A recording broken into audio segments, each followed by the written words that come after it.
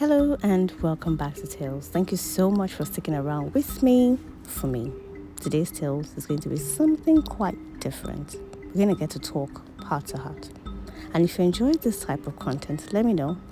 And I'll probably do a part 2 of this. So let's go to drive through from Allen to Alimosho and do a tete-a-tete. For some reason, so many people have Japad in Lagos. Lagos is becoming smaller. The circle is getting smaller and smaller.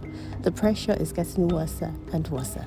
I mean, I get that. A lot of people are japaring for various reasons. Some professional reasons, some family reasons, some safety reasons, some whatever reasons, just for the sake to japa.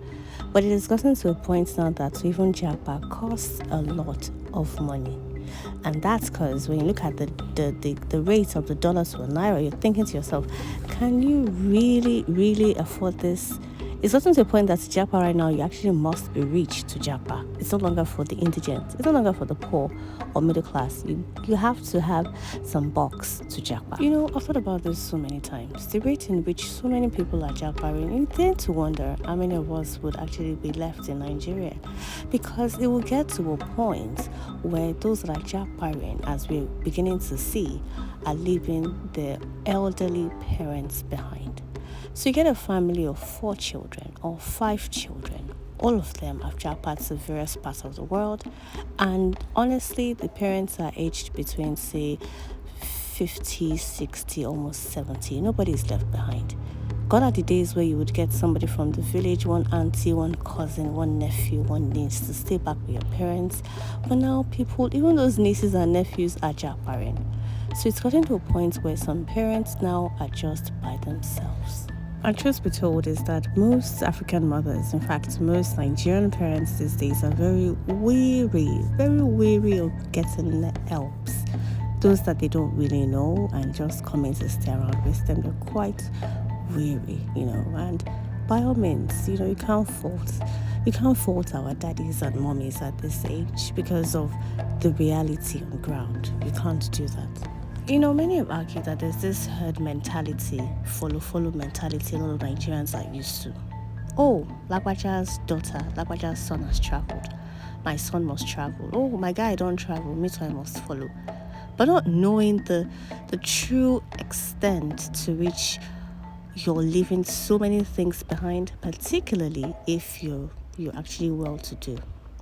You find people that are working very good jobs in Nigeria that are jackparing to these countries, and they have little or no inclination of how to survive or where to go or what to do.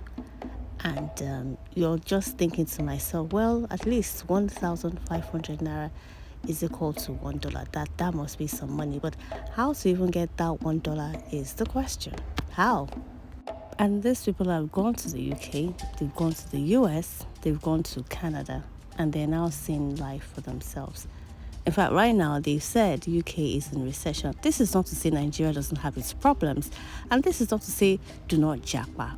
By all means, if I had the means to japa, I will japa. That's a side joke. But this is not to downplay anybody that is jackpot at all. It is just trying to balance for and against. If you're jackparing, look at all the components to jackpot. And if you're staying back, really, why are you staying back? Those are the questions. That's the discourse. And that's what we're talking about today on Tales. On the other hand, there are quite a number of people that have made it. When they say made it, quote and unquote, made it real time, big time in these countries. They've gone out of Nigeria either through the student route or through work visa, or even through the normal RNG as we know it. And they've gone out to make it big time. And you can't even compare if they had stayed back in Nigeria, the kind of life that they would be living. And all of this are purely legit. Legit businesses, legit, yes, legit, for the most part. And they've gone to make it. So some people, in fact, quite a number of persons have actually gone and done big things for themselves. You find Nigerians in Canada right now who are now judges. You find people doing amazing things in the tech space. Don't don't let's start talking about those in the medical profession. I mean, Nigerians dominate that space already. So when Nigerians go out of the country, they do big things. But it's like there's a quagmire here. There really is. What happens to Nigeria as in Nigeria itself? And that's why the other day it was sort of announced in the news that it's now official. We must recite the national pledge and always sing the national anthem at every official function in the country. To be honest with you, how many people still remember that? Really?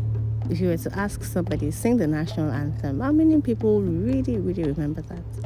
Quite a few, to be honest. And that is why for me, I always say a big thank you when I see this set of people. Before now, whenever I saw someone in the army, I would be quick to say thank you. And that's because I learned it in another country where you see their soldiers and they're very quick to say thank you for your service. And so when I go to Nigeria, when I see someone in the army, I'm quick to say thank you, sir. For some reason, I'm always saying sir to people these days. I don't understand. It's obviously a Nigerian thing, the all respect thing, but Gen Zs don't get to do it that often. But I think it's still something cultural that we should keep. Whoever it is that you see, just slam that title to them. People like it. So I said, when I see a soldier, I'll say, thank you for your service, sir. The first day I said it, the man looked at me in shock. Like, I don't know whether I had never heard it before from a Nigerian, but it was actually, I could tell in his eyes that it was grateful. So the other set of people that I say thank you to right now are those in the medical professional. Because if you see how these people are overworked or how overwhelmed they are when they're at work, you'll say thank you. The ones that are left behind, honestly, they are amazing. And it's not just limited to doctors or nurses. There's so many people that work as a team that help us in saving lives, even from lab scientists to radiographers to all these lab technicians. There's so many people in the field that you and I probably don't know what they do. But if they were to leave this country, as they're leaving, we need to say thank you to these people. And it's not just to say that these are the only profession that we should say thank you to for staying back. I mean, sometime early last year, if you were in Nigeria and you have an online banking, then you would have to agree with me that most banks suffered.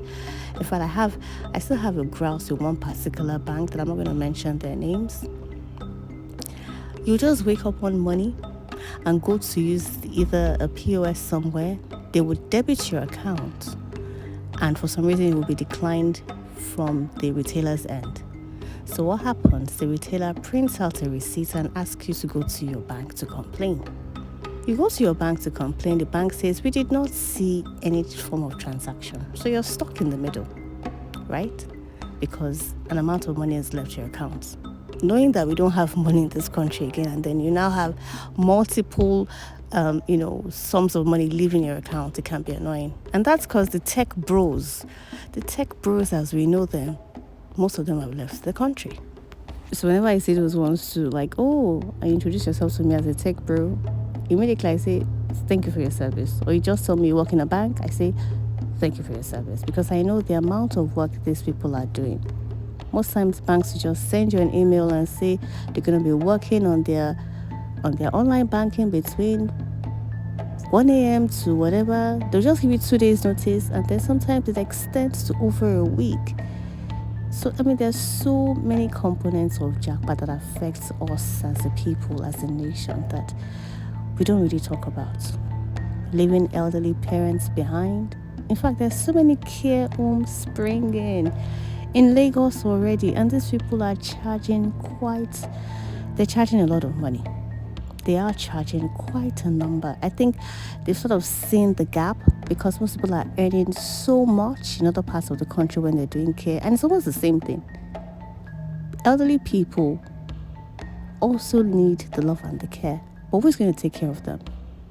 Their children have jackpot, and children are not willing to entrust the lives of their parents to complete strangers, if you get what I mean. So that's another industry that is booming in the country right now.